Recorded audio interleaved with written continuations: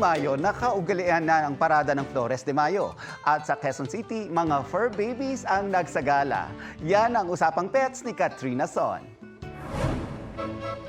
Pabonggahan ng fur babies na ito sa kauna-unahang Furries de Mayo sa Quezon Memorial Circle kahapon.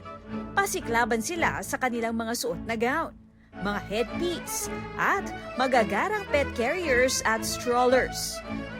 It's a celebration po ng human-animal bond, yung relasyon natin sa alaga natin. And this time po, we're celebrating po na ang pets ay hindi lang po siya tagakain ng tira-tira, hindi po bantay, but family member.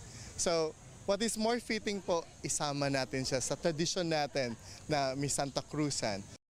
Isa naman sa talagang agaw pansin dito sa Furries de Mayo ay ang rescue dog na si Lisel. Talaga namang may corona pa siya at nakagown na talaga nga maraming bulaklak. Siya raw ngayon ang Reyna Emperatriz.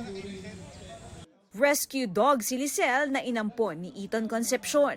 Nakaluwa raw noon ang mga mata ni Lisel bago nasagip ng isang animal welfare group. Sumasali kami ng dog fashion events or competition, not only to showcase beautiful creations, but also to be the voice of the voiceless. To always choose compassion. Kanya-kanya ring mensahe ang ilang sumali. Masaya po, sobrang saya. Dahil po kasama ko po yung alaga ko ngayon na sineselebrate po namin yung Flores de Mayo. Sama sa gala, si Reyna Elena yung nasa dulong-dulo, siya yung may hawak na cruise. Yes, siya yung star. Kaya naisipan ko siya na lang si Reyna Elena. Hindi rin nagpatalo sa gown sa mga fur parent.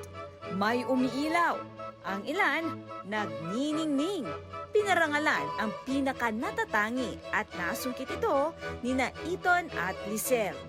Para sa GMA Integrated News, Katrina Son, nakatutok 24 oras.